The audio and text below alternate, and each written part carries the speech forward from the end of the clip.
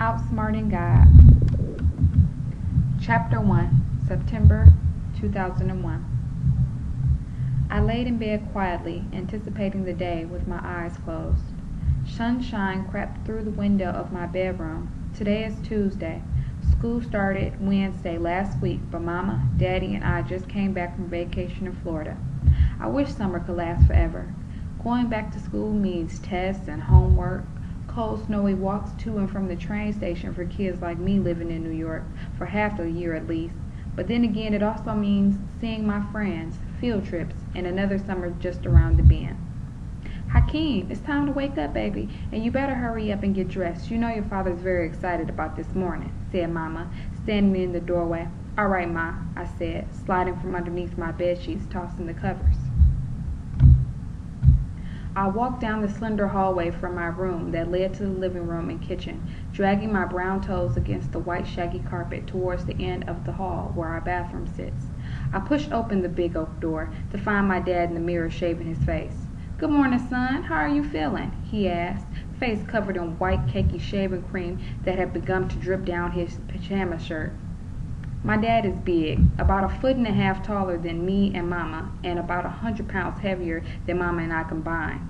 His skin is the color of sand on the Panama Beach, or the old golden autumn leaves in Central Park after they've fallen for the season. I guess you could call him caramel skin. I'm doing good, Pops, I said, swinging an arm around my dad, who I was becoming more and more identical to as time went past. He smiled. It was rare that he could ever get this little half hug I was giving him. I guess I've been practicing becoming a teenager for a few months now, and my 13th birthday is in just a few days. Well, praise God, son. Big day today for us both. My son's finally finishing up junior high. What's up with that? Asked Dad, finishing his shave and now brushing the waves in his hair. I smirked and shrugged, hiding my true feelings. Really, I had been thinking about my first last day of junior high all summer. My cousins have been filling me in on what to expect, and I'm more than ready to find out if their stories are exaggerations. A little excited, I guess, but I figure it's going to be just like any other year until I start real high school, I said, looking for my toothbrush. I looked over to my dad, who was swelling up with pride. His only son, the only kid he ever had, was finishing up junior high. I guess it's not as big as an accomplishment as finishing high school or college, but he was the type to appreciate the little things. How you feeling today, though, Pops? Are you nervous about the meeting with that guy? I asked, washing my face. Oh, no, sir, he said, smiling. It's going to be what it's going to be. Worrying is a sin, and God's got our back. I smirked and nodded. I knew he was a little nervous. The meeting he was having today would determine if the church would be able to get all the necessary upgrades it needed before the real winter came, and if we'd have enough money to do our food drive for Thanksgiving. But nonetheless, my dad would never let in that he had any question in his mind. He always expected that God knew best and would do best. It's 6:45. Hurry up. We're going to be late, yelled Mama from the kitchen. All right, baby. Here we come, said Dad, leaving the bathroom to finish getting ready. I finished washing my face, making sure to clean off all the little boy I had left over from 7th grade. This year, I was becoming a man. I'd be a teenager in a few short days, and if my cousins were right, everything would change for me in this year. I learned a lot over the summer down in Florida. We stayed with my grandparents on my mom's side, and my cousins came over and kept me company most every day. I went hunting with my granddaddy and cousins Sal and Harold. We shot deer and went fishing for bass. My grandmama would skin them and cook them for dinner. Sal taught me how to box, and when it got real late, me, him, and Harold would sneak out to meet up with Emmett and Ryder, these two white boys who had a treehouse in the backwoods. We played cards for dollar bills and had boxing matches, us against them.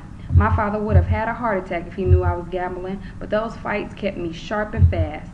I met a girl down there, too. Her name is Caitlin Marsh. She was always hanging around the bayou, pretending to read a book whenever we went swimming. She's a little older than me and put her tongue in my mouth when we kissed. She said she wanted to be my girlfriend, but that wasn't going to happen. Everyone on the block had kissed Caitlin at one point or another. Her pale face always turned bright red and her hazel eyes bright green whenever I saw her. I looked like my dad, the spitting image of him, like everyone says. I'm just my mama's complexion. I have his big lips and brown eyes, his wavy hair, even his high cheekbones that Mama brags to her girlfriends about. I opened the medicine cabinet quickly, being sure not to make too much noise, so I could sneak a little of my dad's favorite cologne, Clive Dixon, the really expensive kind that he only wears on special occasions. I sprayed the handsome mist over my chest and quietly shoved the bottle back into the medicine cabinet. I opened the bathroom door and walked down the hallway back to the bedroom. I couldn't wait to put on the outfit I had been saving all summer. My aunties and uncles scraped together all the little money they could to give me a birthday gift. It came up to about $400, which my cousins had already had plans for before I even got it. Cousin, you live out there in New York and you about to be a teenager now. You need to spend that money on some nice new clothes so you can let all your friends know when you was school that you a new man now, explained Harold. Though clothes were not the first things that came to mind when I thought of a birthday gift for myself, I could see what he meant. It was time for me to start maturing my wardrobe. Their big sister Kelly and her best friend Marcia loaded us up in Auntie Angie's minivan one Saturday. We drove to the city to find a nice first day of school outfit for me. Kelly and Marcia had the time of their lives dressing me. I liked the clean and preppy look. A few button-down blazers, jeans, and I like the clean preppy look. A few button downs, blazers, jeans, and I was ready to go. I slipped on a blue blazer today with a white button up underneath, careful not to button the top two buttons, which was Marcia's advice. I put on my jeans with a black belt and matched it with black loafer shoes. I was fresh. Come on, it's time to start, said Dad, walking into my room tying his tie. I tried unsuccessfully to hide the scent of his cologne, but I could tell by his smile he had already realized. Nice, son. Looking like money and smelling like money, too. My mother lit incense in our living room. We joined hands in a circle with our heads bowed and eyes closed.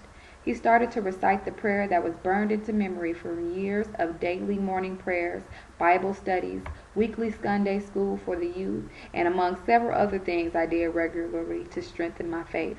I closed my eyes and listened to his words. The words of our prayer fell from his lips smoothly, rolling off the tongue like the lyrics to your favorite song.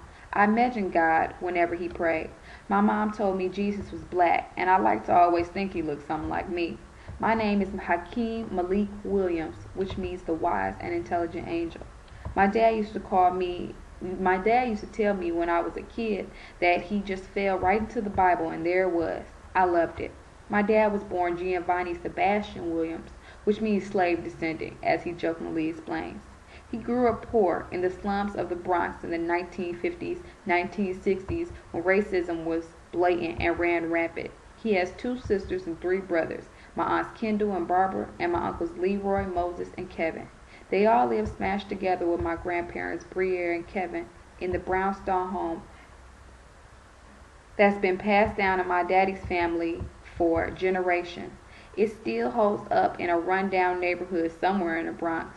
My dad used to tell me stories about my granddaddy renting out at least 2 or 3 of the rooms in the house just to scrape together enough money to help with the bills that came along with raising a family of 8 on the salary of a cab driver and a seamstress.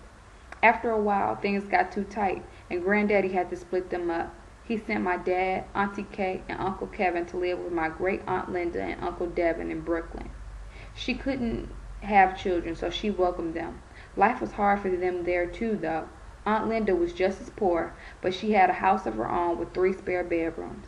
They walked to school every day and worked after hours. My dad was quick with math and knew how to talk to people. Ended up getting a cashier job at a local butcher shop and scoring Aunt Kendall a job cleaning up there too. The money they made helped with food, clothes, and a few dollars for their pockets here and there, but my Uncle Kevin wasn't into making petty cash. He started out hustling in neighborhood guys for money, playing cards and shooting dice in the alleys after school. He was smart and could talk fast like my dad, but he used his mouthpiece for other things. My uncle was always very slim. A few of the older guys he outwitted on money began to realize the type of game he was really playing and robbed him for everything he had, including the clothes on his back. From then on out, he wanted some protection to go along with the money he was making, and not long after melted into a Brooklyn gang on the Lower East Side. Uncle Kevin started doing things on a riskier scale then. He started selling weed in Brooklyn, and 10 years later was slinging dope in Harlem before he wound up tucked away in a nice cozy federal prison in Staten Island. My dad always told me Uncle Kevin was angry. He was mad at God for letting them be poor, mad that he couldn't be home with his parents. He believed he was chosen for hardship, and no one ever loved him the way they were supposed to. A year before I was born, my Uncle Kevin came home, an even worse, bitterer person. He joined back up with the same crew of guys he was involved with in this. He joined up with the same crew of guys who involved him in the stuff that got him locked up in the first place and started back selling dope. A few months short of my third birthday, he got robbed by some jack boys. He didn't want to give up his car or the drugs, so they killed him, execution style. My father still tears up about it even 10 years later. My brother chose his life and made his bed. All I can do is forgive him for leaving me and understand God knows best. I just would have liked to have seen my brother make his peace with God, said my father. My dad changed a lot after the death of my uncle. He began going out to church a lot more, helping out in the community, volunteering in shelters, and soon made an entire career out of devoting his life to God. My mama is a pharmacist and works for a small store in Brooklyn. It's called Ralph's Pharmacy. Not very creative, but nonetheless a nice store. Mr. Ralph helped hire Mama right out of college back in 1988. It was her first job when she moved up here from Florida. Her story was pretty simple. She grew up in a Southern Baptist home. My grandparents weren't rich, but they had money and lived nice for black people in the South. My mama and aunts and uncles on her side were sheltered and guarded. When she turned 18, she hopped the first thing smoking up here to New York City to see what life was all about. She studied pharmacy at Lorette College and worked as a waitress at a little jazz bar in Brooklyn, busted tables to help with tuition. She had met my dad at that bar one night, and everything else is history.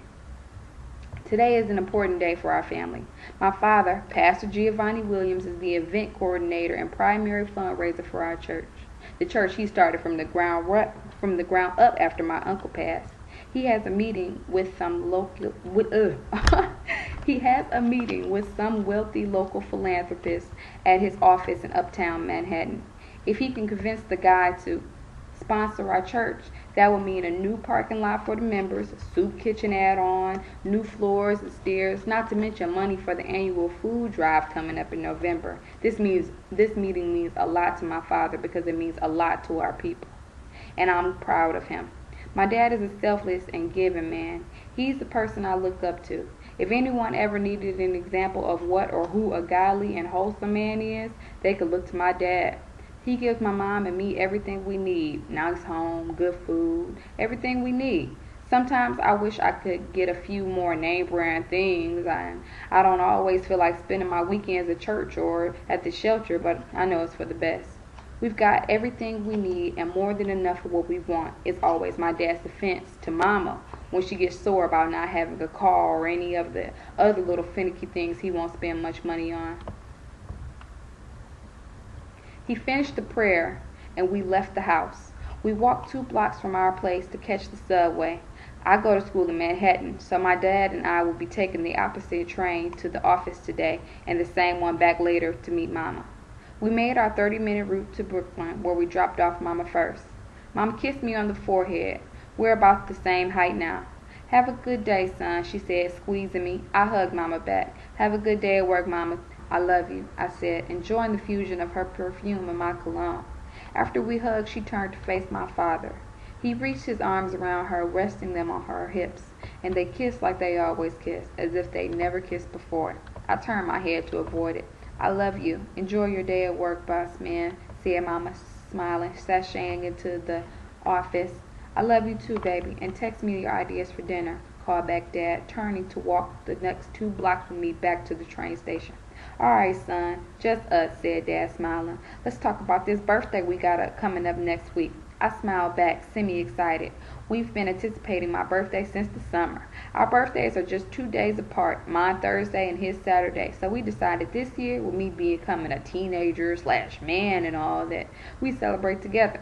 I don't know, what did you have in mind? I asked, desperately containing my semi-excitement. I never had any brothers.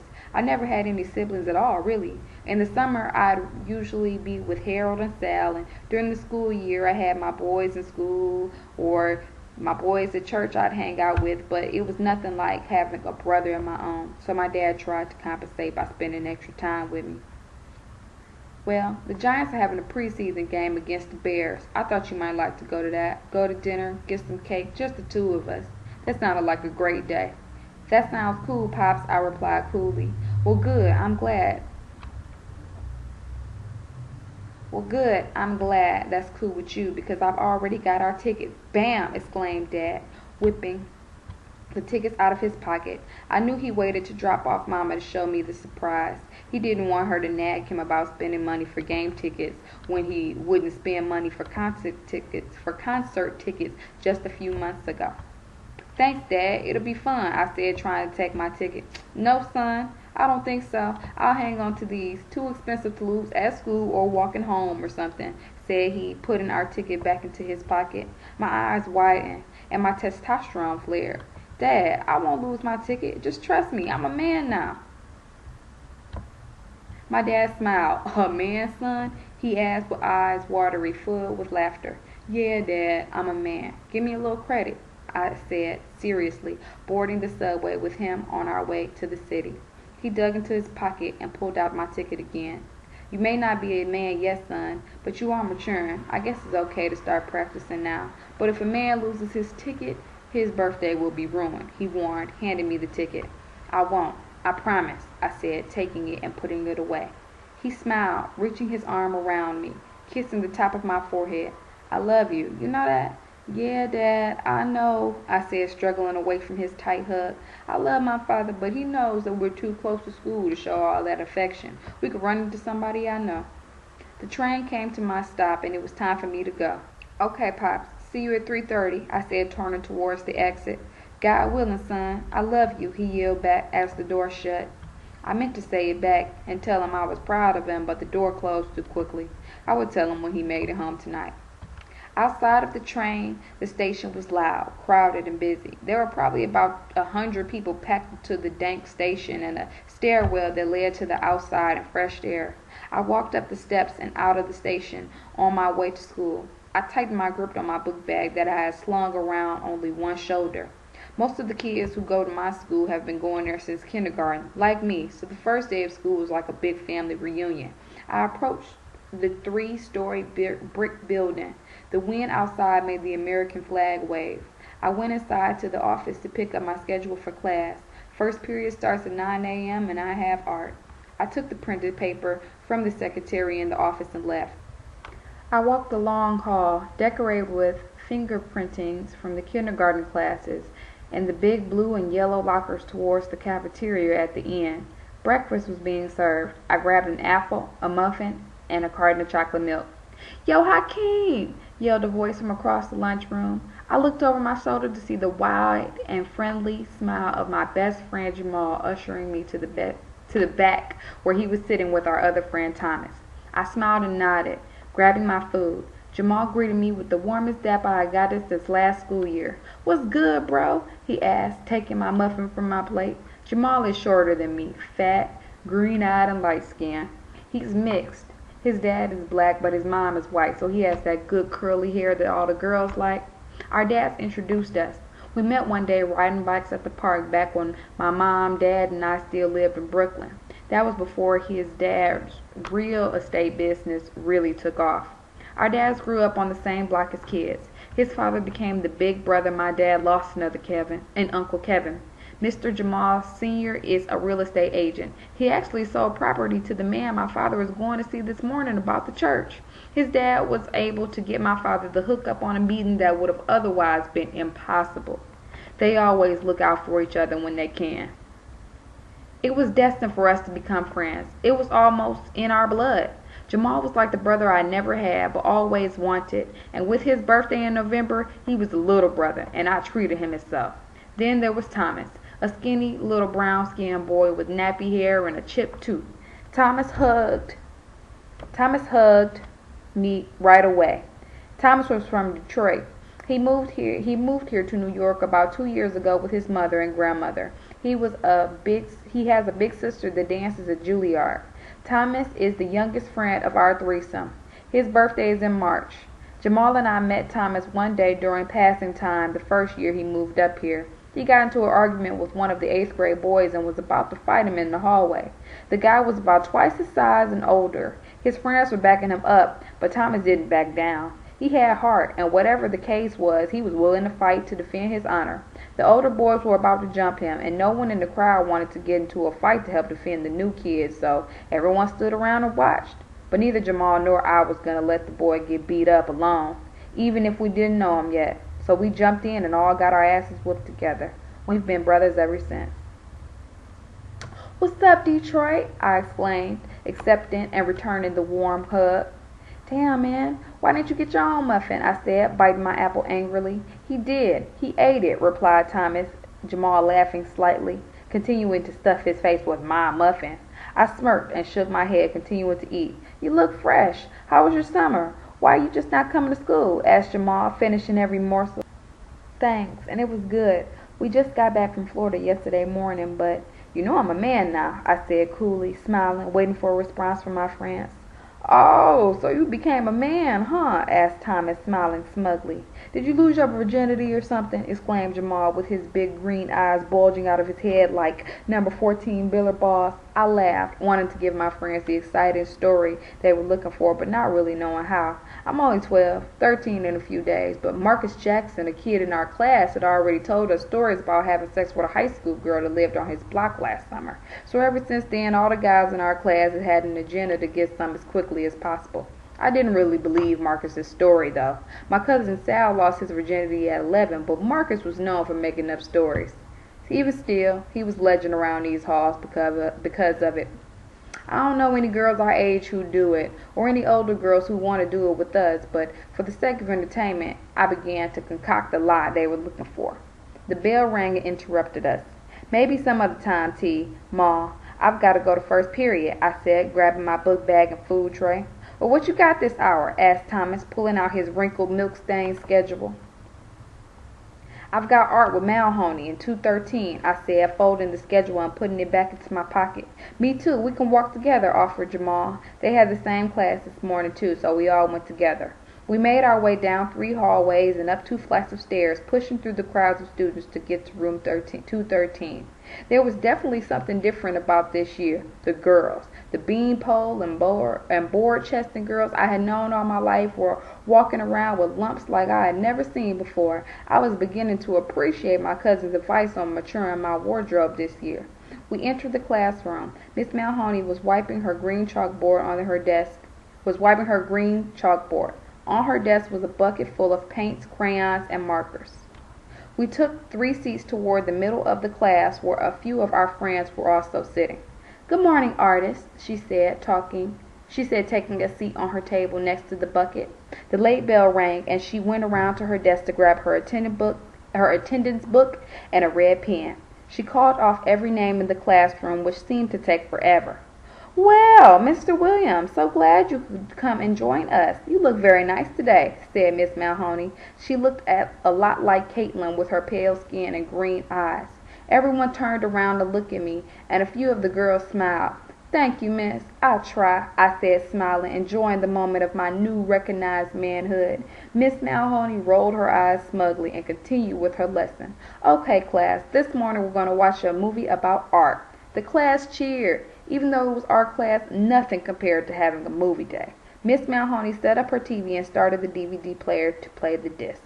"Okay, class, we're going to be watching a documentary on the benefits of art in the urban community," said Miss Malhoney, crushing our dreams of having a leisurely morning. The class moaned in despair at the thought of watching another one of her agonizing documentaries, which we all should have probably seen coming anyway.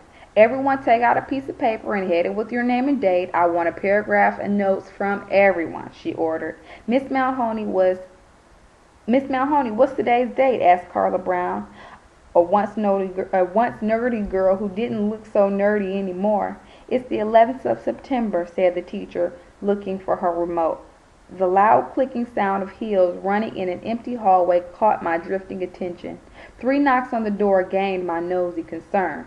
Miss Maloney rushed over to it, drawing all the attention to Miss Lavardo, the seventh-grade math teacher, who was crying and panicking frantically. The two women tried to lower their tones to a whisper, but with my sharp eavesdropping skills I was able to make out what was being said. "Karen, my sister just called. Turn on the TV and look at what's going on." I got a little nervous for a second. "What channel, Brooke?" asked Miss Maloney. "Any channel," she exclaimed, before running down the hall to warn the other teachers. Those two words made my stomach turn. For a person to say, "Turn the television to any channel," I knew something had to be wrong. Uneasiness set over the classroom. I looked at Jamal. His eyes were wide again. "What you think's going on?" he asked, obviously just as nervous as I was. "I don't know. I couldn't make out everything, but I know it's something bad." Miss Maloney quickly turned on the cable to check the news. A loud sheer scream echoed from the hallway into the classroom, followed by running and what sounded like a woman, and a burst through the hallway towards the exit. The entire class began to panic now. "What's going on?" yelled Jasmine, another classmate. Miss Maloney tried to soothe the class, ushering everyone to remain seated and relaxed. On the news, a reporter mentioned the twin towers of the World Trade Center just a few blocks away. They showed a clip of an airplane smashing into one of the buildings violently, erupting into a fit of fire and black smoke, ripping a hole into the titanium and steel. You could hear a pin drop in the room. Everyone was in awe and shock until my friend yelled out, "Yo, what the fuck? That's where my pops works!" shouted Jamal, hopping up out of his seat and heading for the door. I wanted to throw up. My father's meeting this morning was in the same building. Miss Maloney ran to her purse, coat, cell phone, and was out the door, abandoning our class. "New York is under attack!" yelled someone from outside the door, causing a stampede of about 200 panicking people into the hallway. Principal Robinson came over the PA. "Staff and students, please remain calm. You may report to the offices to call your parents and guardians. Please refrain from leaving the building." It seemed that no one was listening to the directions, and the place had become a madhouse. The only thing on all of our minds was getting out and getting somewhere safe. My heart kicked against my chest. I didn't know whether or not to wait for my father or run all the way home, but knowing him, he was probably already on his way to Mama and me. I just prayed to God that he was okay and made it out the building and made it to his meeting late. Jamal grabbed my arm and ordered me to come with him. "Come on, man, we gotta get the fuck out of here." When I stood, sickness came over me and I felt my head spin. I took another glance at the television. The building was smoking and fuming like two upward cigarettes. My stomach began turning, just thinking about all the people praying my father wasn't one of them. I was scared, worried, and sick all at the same time, barely able to walk. Jamal pulled me into the hallway that seemed to be swaying, filled with screams and running, crying people. It felt like I was running through some kind of warped kaleidoscope. We finally reached the office, where there was a line around the corner to use the phone. "Tanya! Yo, Tanya! Let me use your cell phone to call my dad," yelled Jamal, asking an upperclassman to use her phone. She handed it to him. "Just give it back to me tomorrow. I can't wait for you," she said, grabbing her little sister and running out of the building. In the back of my mind, I heard him talking to his mom, but I still couldn't consciously organize my thoughts. I was just hoping my dad would make it to me quickly.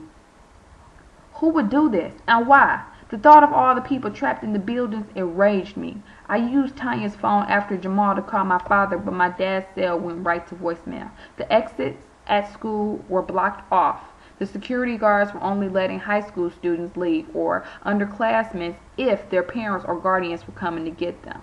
Cars sped up outside, picking up their children and grandchildren. I took a seat against the locker, rubbing my head, trying to ease my headache. Jamal plopped down next to me on the curb. His face was bright red and soaked in his own tears. He buried his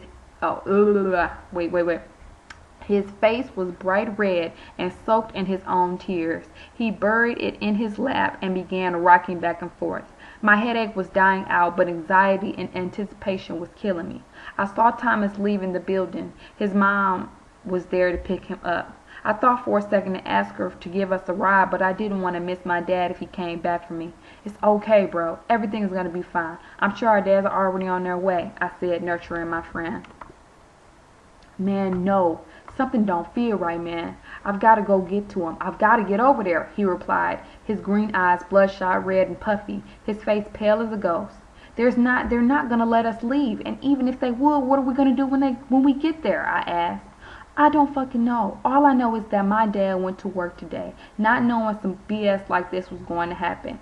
We got into an argument, and I didn't tell him I loved him. What if something bad's happened and my pop, wait. Oh my gosh, sorry. I don't fucking know. All I know is that my dad went to work today, not knowing some bullshit like this was going to happen. We got into an argument, and I didn't tell him I loved him before I left. What if something bad happens and my pops doesn't know I love him, Hakeem? Pleaded Jamal. I felt tears swell up in my eyes. Come on, I said, grabbing his arm. We were going to find a way out. We ran to the basement of our school as fast as our feet would carry us. It was a big, dark area, and in the locker room I had once noticed a small broom closet with a tiny window leading outside. The locker room was empty. We busted in through the doors that had been sort of locked by a chair pushed up against it, and then it hit me like a ton of bricks. The window is pretty high, and I'm not even sure if Jamal could fit through it. I led him to the broom closet. We stopped and looked at each other, realizing this wasn't going to be easy. Come on, man. We'll do better just trying to talk our way through the front door, I said. No, man, I can get through this window. Just grab the chair from the door. I went around to grab the chair that had been propped up against it to keep us out and pushed it up against the window. I stood on the top of it and unlocked it. Do you want to go first? I asked. Jamal shook his head and stepped back. I climbed back on top of the chair and took hold of the window ledge. I lifted my body and with a deep breath and a quick jump pulled myself out of the window. Outside it was cold. The bite in the air made me regret forgetting my jacket. I turned back around to face the small, dark hole my desperate friend was stuck in. Come on, man, you can do it. Just do what I did, I ordered. Jamal couldn't do a chin-up and fell off the chair trying to lift himself out. Damn, man, what the fuck? He yelled, grabbing his scraped knee. Damn, man, what the fuck? He yelled, grabbing his knee that was scraped from hitting the cement floor. Come on, man, I'm not leaving without you, I said, crouching down and stretching my hand into the hole. Jamal tried again, bloody knees and all. He lifted himself as high as he could and then grabbed my hand. I bit my lip and pulled him out. Jamal struggled to pull free from the snug opening and with a hard tug was out. He wiped the blood from his knees, and we both began to run. We'd get suspended if we were caught outside the school as underclassmen. A gate guarded the parking lot that enclosed us. We hopped it, myself easier than Jamal, but he made it over too. Jamal and my own feet hit the pavement outside of school grounds, and we ran faster than we had ever run before. It felt as if something had stepped on my heart. The smell in the air was a mixture of gasoline and fire smoke. Being outside made me panic even more. Adrenaline pumped me faster than air could fill my lungs, and I darted from the school the 10 blocks it took me to take it. The 10 blocks it took to make it to the towers until we ran into the fog. The smoke from the building was thick and hard to see through. Surprisingly, Jamal was able to keep up with me during our long sprint, but he was out of breath. We bumped into the crowds of people watching helplessly. There were few words to be exchanged, just crying, screaming, pointing, and waiting. In the middle of the streets, people stood looking up and watching as the top of the buildings leaked fire, smoke, and a few jumping people. A clamorous uproar of police sirens and ambulances were the only other screams recognizable. Jamal and I stood next to each other silently and looked up too. For those few minutes, I was empty and in disbelief. I had never felt a feeling like this one before. A few scattered police officers shooed people away from the building. There was no way we were going to get in, and like nothing else I had ever wanted before, I desperately wanted my father to walk up behind me and tap me on the shoulder, take me away from this nightmare. The breeze fell from the building, and the whole scene turned into something straight out of your favorite horror drama story, and we just waited. Neither Jamal nor I said another word to each other about our fathers, but we both thought the same thing. An hour went past, and the awkward hope we had been feeling nullified. Jamal asked a lady to use her cell phone and called his cousin Lamar to come pick us up. He was there in 15 minutes, and we hopped into his car without a word or explanation. For 20 minutes I sat in the back seat in silence. No one said anything but the radio. Go straight inside and call me later. Let me know what... Lamar pulled up to my house. Go straight inside and call me when you know.